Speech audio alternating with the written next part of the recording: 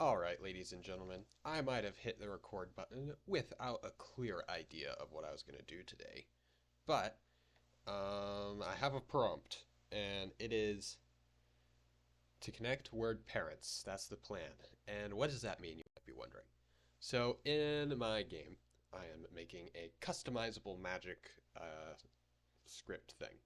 So when our player zooms over to a anvil, whoosh, interacts with it, and clicks engrave spell, he's met with all of these different types of words. And you can put these words on the anvil, move them around like that, and oh, we moved out of the anvil's area. But anyway, when we do that, the way that it's anticipated it works is that then once they're on the anvil, you would connect them and say this one is a child of this one, and it would change over here on the inspector. Okay, that's the basic idea. In the last episode, we changed this UI thing right here, so that it would be nice and beautiful. But this time, I think for now, we're actually going to undo what we did in the last one because I don't really want to deal with that. So, really fast before we get into the main bits of the video, I'm going to come over here and come to the word library and just delete all of these bad boys. And then make this one kind of big so it looks beautiful. And just like that, bada bing, bada boom, we're back to the way we want to be. So, first thing that I noticed when I was looking at this anvil thing, actually, I'm going to start with the second thing I noticed. The second thing I noticed was that when we walked over here and we put those green symbols onto the anvil, they were ugly. They don't look very pretty. First thing I noticed, though, was that my character is really slow. So really fast, we're going to go to prefabs, collider change, and we're going to increase our character's speed to 5. And I'll show you what I mean by those green symbol things, because that might not be very specific. Why am I still the same speed? Okay, whatever. So right here, I'm talking about these bad boys. Look at them. They're ugly. They're just what I whipped out in an afternoon to try to make something happen. So what we're going to do is, like our particle system episode, we are going to get a AI generated magic symbol like that right there. So this is sort of like a sub-in for what we're going to do with the symbols that we're making today. Because what I anticipate doing is our character engraves something on the spell or on the anvil over there, and then whatever they engrave will show up as the sigil for our particle system. Okay, so let's get to it. First thing, ordinarily I would use Midjourney as it is bookmarked right there, but for some reason, I'm cheap, and so I don't really want to pay Midjourney to continue with what I've already done or what I'm doing. So we're instead going to go to Dolly AI Art. And we're going to do the login sequence really quick. And once we are done, what are we going to type in? So we're going to say a bunch of white magical symbols on a black background arranged in a grid. Let's see what it can spit out for us. I wonder if it actually could just make like a straight up, oh, yes, yes, yes, this is what we're looking for. Let's see how many symbols we're going to need. I wonder if I could tell it to give it an alpha background and if it would be capable of doing that. I'm going to ask the internet. Is Dolly, uh, you know, let's just, these will save, I believe, so let's just see if we can say transparent background.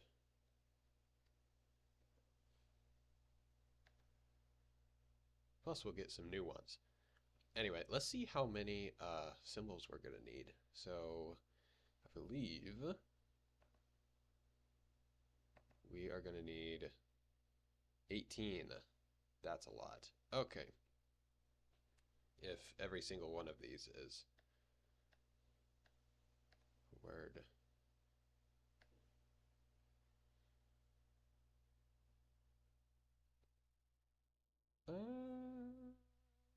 Something tells me that this isn't actually a transparent background. It just looks like a transparent background.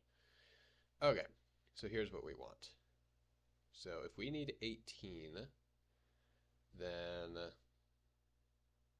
and each of these looks like it has about 16. Yeah, I think I like this one the best.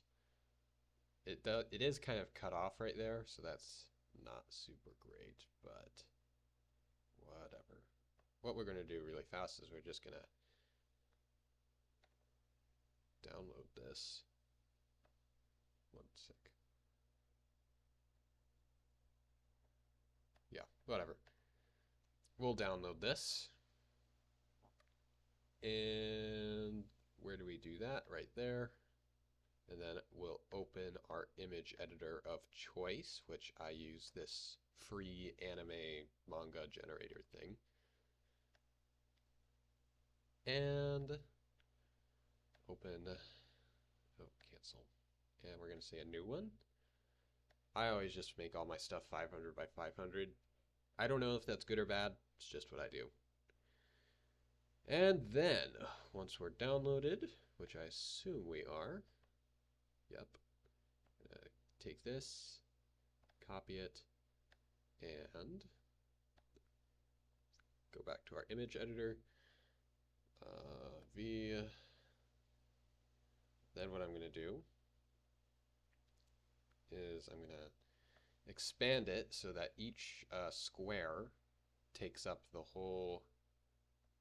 Sorry, I'm on a laptop, so this is kind of a difficult to navigate.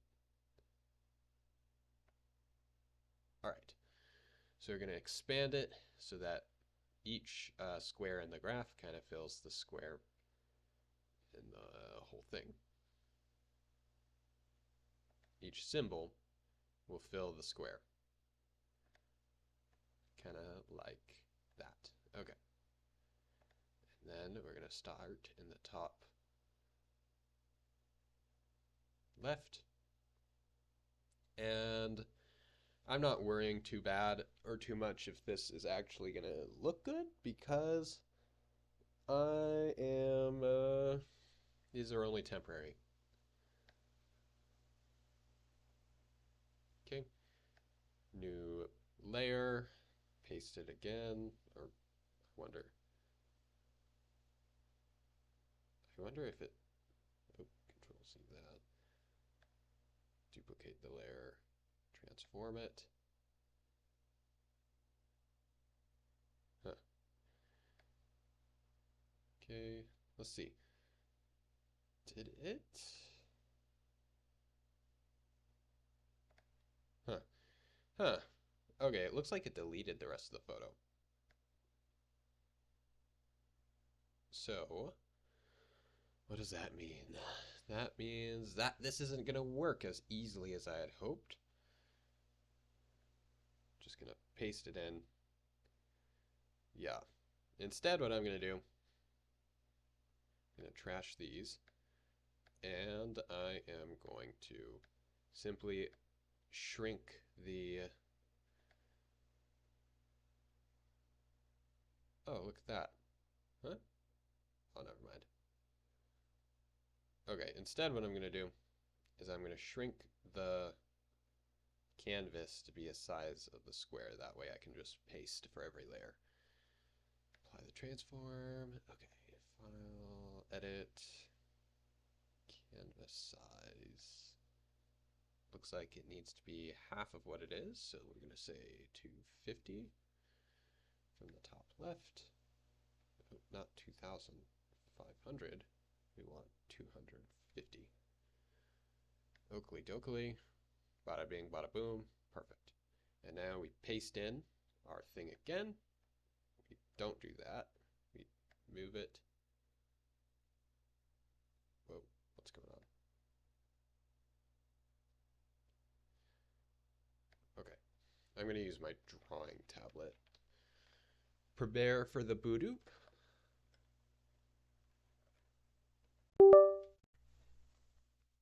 Okay, that's our next one done. That was not supposed to be what I did. Make a new layer. Oh, that just duplicated it. We can just Control V and it'll automatically make a new layer. And now we got the starburst. Worst candy ever. Paste. Control T. And now we got the waffle. Okay. Paste. Control T. I believe we're on the new layer. Got the triangle. Paste. Control T. And triangle. We got the star. Paste. Control T. And if you want to skip in the head in the video, go ahead. There's probably not going to be anything special I do.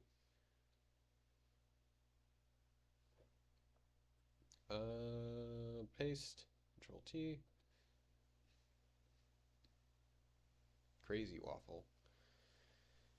And I think we're on the last layer. Nope, we're halfway. Okay. And paste again. Control T again. A circle. Wow.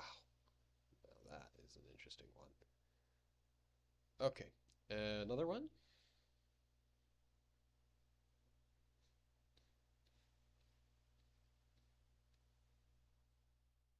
Okay.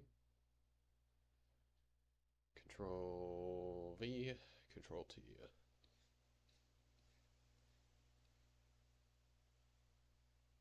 The pyramid hourglass. Paste, Control T. Now we are on the last row, I believe. Okay, we got the unknown from Pokemon. Okay, and paste, Control T. Got a plant and a flower pot. Okay, and then paste, Control T. That's our flower pot, and this is our crown. Okay, and I believe that might be the last one.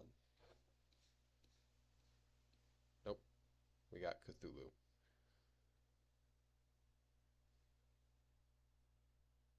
Alright, and really quick, I'm going to come down here to the base layer and then grab my solid fill, set it to back, do it like that so that it does the background as black for all of these little gaps that you can see.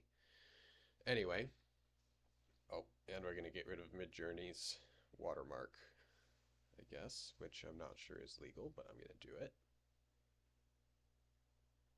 Okay. Now, I don't really like these lines, so we're going to shrink the canvas a little bit more. Edit, canvas size, center, and what do we want? What are we thinking? Let's try 200. Sure. Well, no. We'll just deal with the lines for now. This is only temporary anyway. Alright, now it's the fun part. We're going to export all of these one at a time. Okay, and we'll export them directly into our assets folder into, let's see, do we have a materials folder somewhere in here? Materials of Doom, right there. And this will be, we'll just number them. 1. Okay, now we set that one inactive and export again. This one is 2. This is our flower pot. This one is 3. That's the unknown. This one is 4.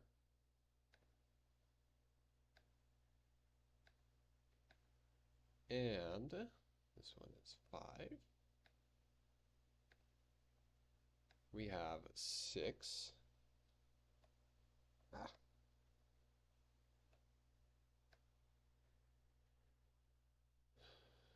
6 out of however many. Export. Okay.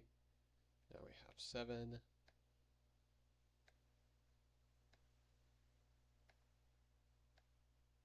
Now we have 8.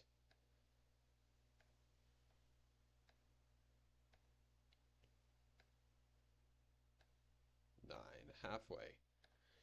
Also, while I'm doing this, I'm going to give some pro game developer tips. Whenever you're watching a tutorial, especially when it's a novice like me, a smart thing to do is always turn your video speed up to twice as fast as it normally goes.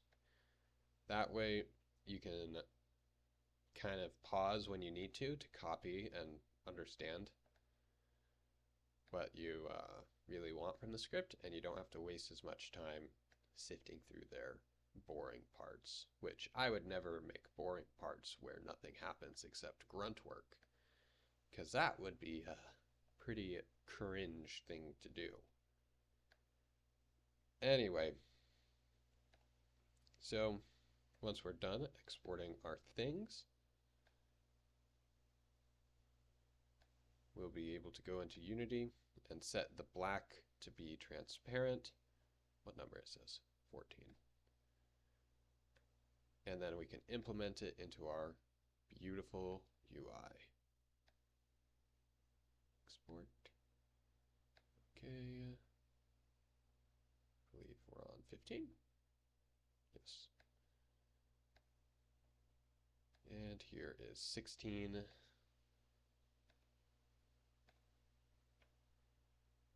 And that is all. I guess there was 16, not whatever I said before. And I guess we can save this for now.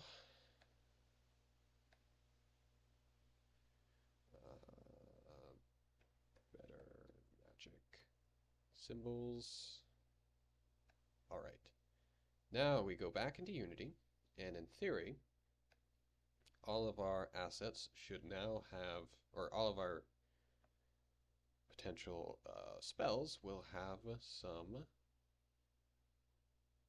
Oh, what am I doing? It's going to be in objects, or not objects of doom, materials of doom. Okay. Putting the drawing tablet down. Select all of them and say from grayscale, and then hit apply. And that should, and alpha is transparency, hit apply, and there. Now we have some beautiful see-through, magical looking things. Okay. We can apply these later, because right now my prefabs, my moves, magic, have these sprites already attached to them, and I already kind of know what they do based on what they look like, so I'm not going to change them for now. Okay, so what's the next step in this process? Well,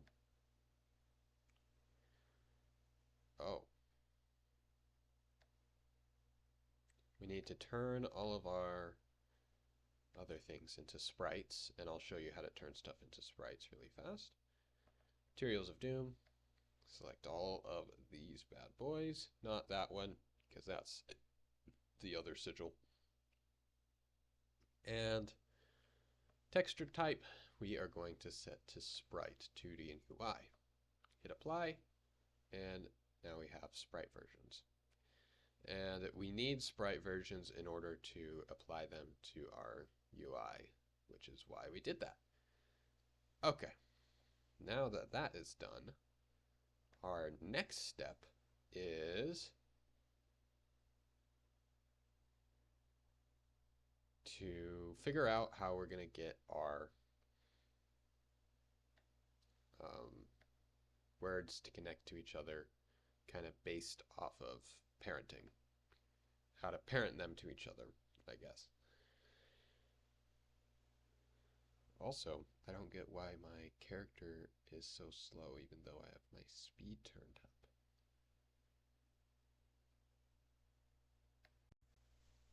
And since, I haven't really prepared for this very much at all, I kind of have to figure this out. Oh, there we go. He's zooming. Look at that beautiful roll. Okay.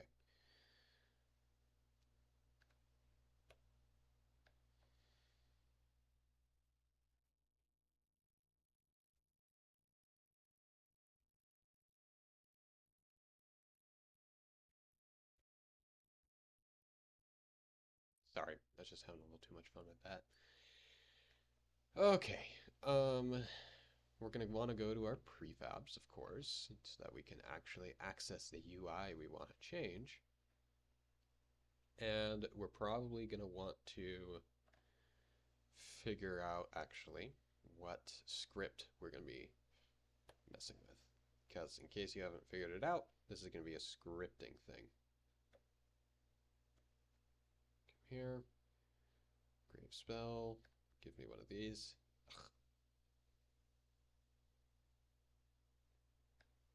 Spell, give me one of these, and now we can pause it, get out of the prefab, go to our UI, which is going to be in 2D mode, zoom out. Sorry, I'm on a laptop mouse pad, so my zooming skills are not the best. Okay, now we want this guy, and we want his children for research purposes. Okay, what is this guy even called? This is, he's just called text. Okay. We are looking for the spell anvil.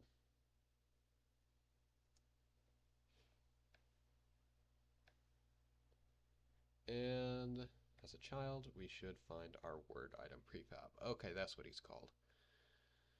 And we have a word item controller right here. So this script is attached to the prefab for this guy. And let's find his prefab. So word item prefab. Okay. And we can exit out of that, or exit out of our search, and it's gone. Oh, no, he's right. It's right here. Okay. Let's open up this script really fast. And here's what I'm thinking. We're going to want 2 buttons. Yes, we're going to want 2 buttons on this guy. Let's make them really fast. Why can't I see this guy? Why is he visible? Oh, because... Huh?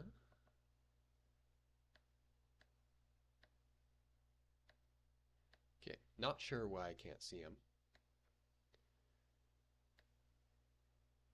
Or why I can't see these. They should be visible right now. Because we're in play mode? Yes. Okay. Let me give you a quick run through of how this script works on this guy. Within the word item controller, we have two possible states it can be in. It can be on the anvil, or it can be in the library. So, basically, we only want our word item, this thing, to be moved and to be able to be parented to another word item when it's on the anvil. And I believe movement buttons, this thing, by default is set inactive, and it's only enabled when it's on the anvil. And that's what this script does, I think.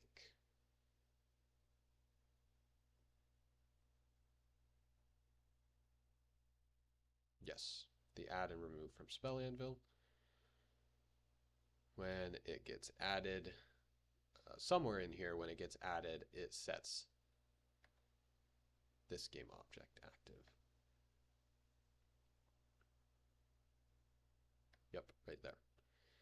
Which means we only need to add our button that controls parenting and unparenting just under this transform, and it'll appear when we want it to appear. So let's create a UI button. And we are not going to need any text for it because we are just smart and we're just going to know what it does all the time. We will rename it to parent, and we'll create a duplicate and rename it to child. And each of these, we're going to use a circle button so that we can tell it apart from these squarish buttons. We're going to set our width and height to just be 30 by 30. Maybe a little more. 40? Sure, whatever. Doesn't really matter. This is all kind of just getting it started anyway. And now we want one of them to be up here. Oh, that's not how that works.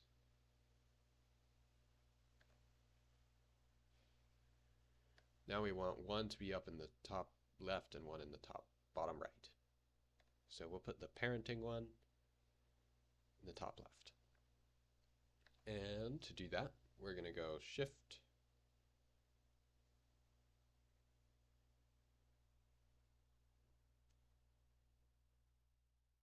okay, first thing, pivot. What is a pivot? The pivot is this circle thing right in the middle of our button. This kind of controls where our button will rotate from. And since we want our thing, what is this, our button to be in the top left, we kind of want it to pivot from its relative bottom right. So we're going to hit Shift when we're messing with the anchor presets and hit the bottom right, which as you can see moves the pivot to the bottom right. And then letting go of Shift, we're going to hit Alt, and we're going to click the top left. And then our position we want to be 0. And look at that.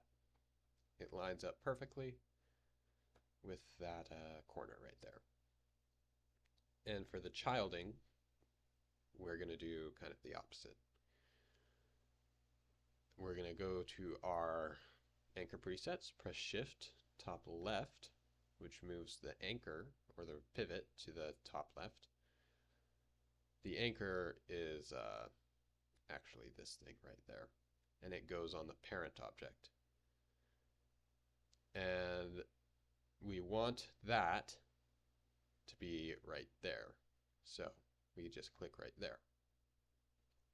And then we press, make it 0, 0, And as you can see, it is where we want it to be. And also, to further distinguish these, we're going to set their colors to be blue, and this one to be purple. If you're wondering what I'm clicking down here, the swatches, basically whenever you have a color that you want to kind of keep around, so let's say I make this a bright red, and I really like this red, and I want to be able to use it for other things. After I make it, I click this square right here that says Add New Preset, and now when I click on another UI object, it'll appear down here. Now I don't actually need this, so I can delete it.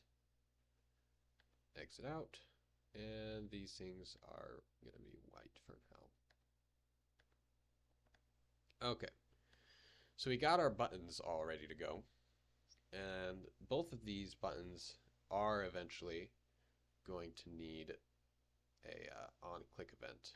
Now, while I don't know what the on-click event is going to be exactly, we do want to, we know that it's going to be attached to this script, this word item controller, which is why I dragged the word item prefab into this square.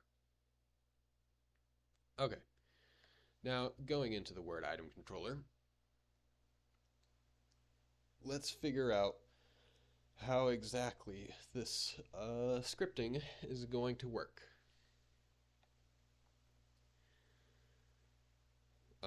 So first, let's make two voids, both public. Public void, make child, or make parent. And another one, public void, make child.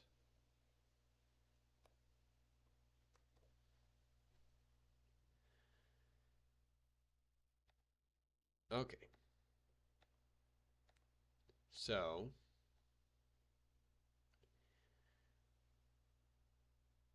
we have a make parent and we have a make child. And just so that we don't forget, in our parent object, we're going to select the make parent function from the word item controller script. Okay, we have it. Did we save? No, we didn't save it. Gotta save it, and then we go back, let it compile. After it's done compiling, we can then go to the word item controller and click make parent. And now we can do the same thing with make child. Word item controller. Where's our make child? Here it is. Now, really quick, let's see if our script at some point accesses the something in its parent. So we have it inherits from item controller. Let's see what item controller has. Go to definition. Let's bring it sideways so that we can actually edit if we need to. And let's see.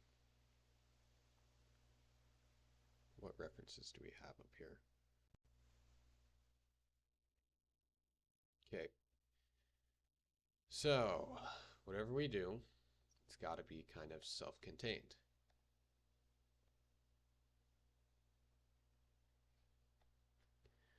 How are we going to make one word item prefab see another word item prefab and then set it as the parent or child? Okay. So to do this, I believe we're going to need a third script.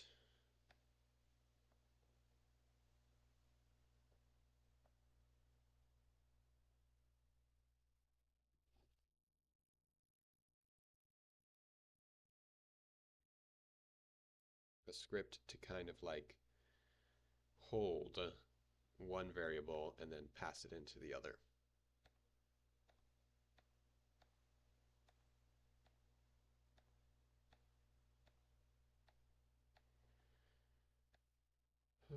Okay, let's see if we kind of have a script already like that in our prefab. For our character, I mean. All UI parent.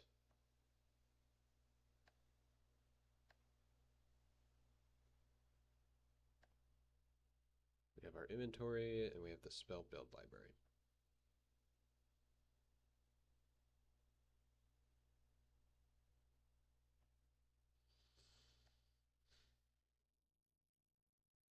Okay.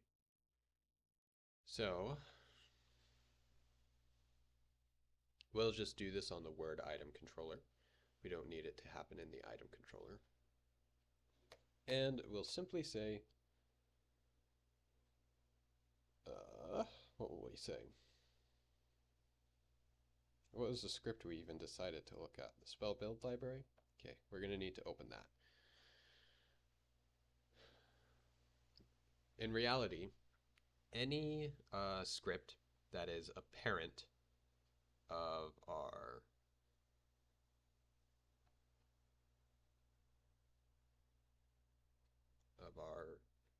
whatchamacallit, of our word item will work for what we're about to do.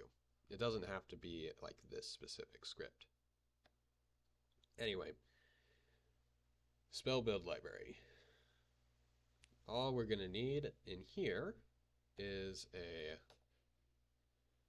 public transform, and the reason we make it public is so that our other script will be able to modify it. And this will be our temp parent, or magic word parent.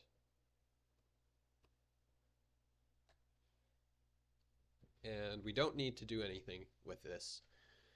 We just have to have the variable here somewhere. Everything else is going to be done here on the word item controller. From here, we are going to type in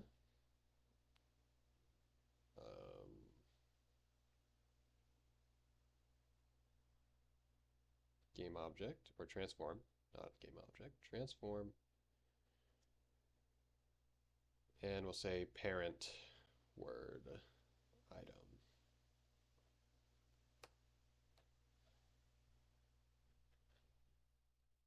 And now what we're going to do is when we press the make parent thing, we are going to want to set the transform that this particular script is attached to equal to the magic word parent in the spell build library, which means we're going to need a reference to the spell build library. Up at the top, make a spell build library, SBL, then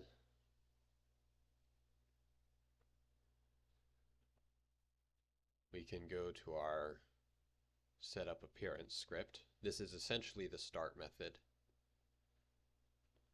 but it's just different for this particular script. And we can say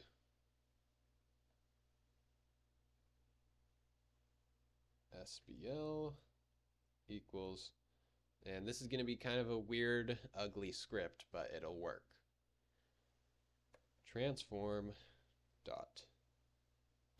Well, maybe it won't actually. Let me read up really quick what this does. Returns the component of type in the game object or any of its parents. Okay, so this will work for This will keep searching the transform's parents until it finds the spell build library.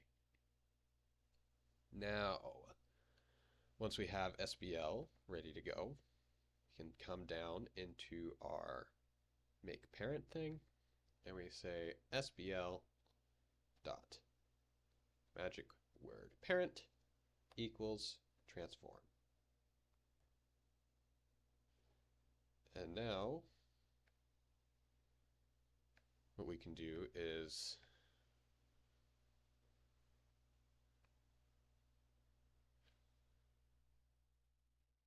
I just realized we don't need this right here.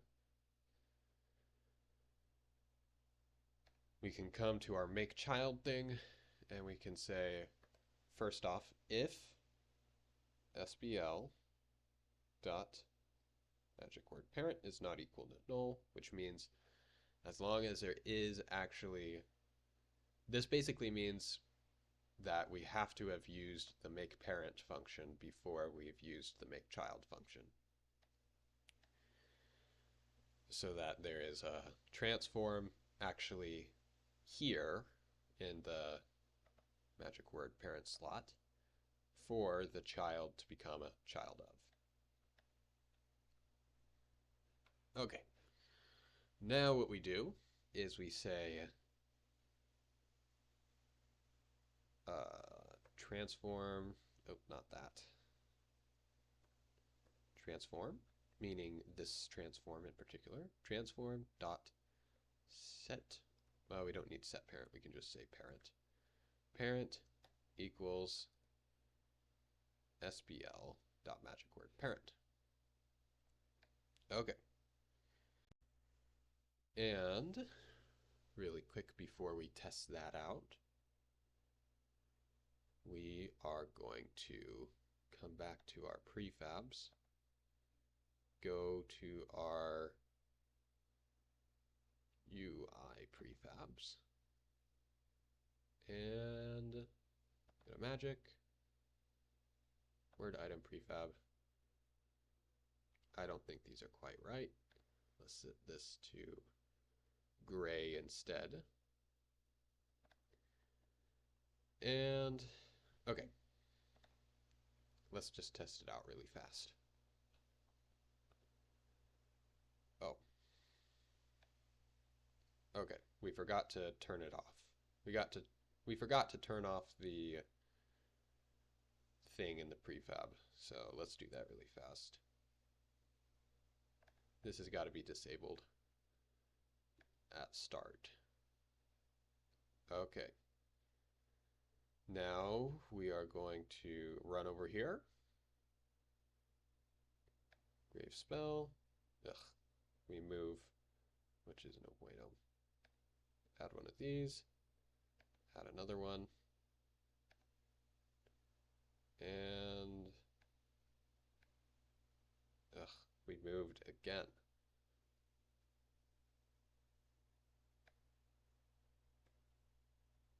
Really fast.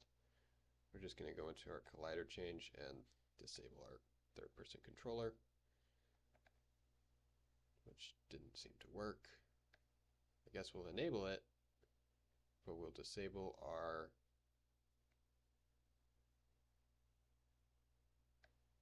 just disable the animator, I guess. Okay, engrave spell. Let's add a word. Move it over. And let's add another word. Move it over here.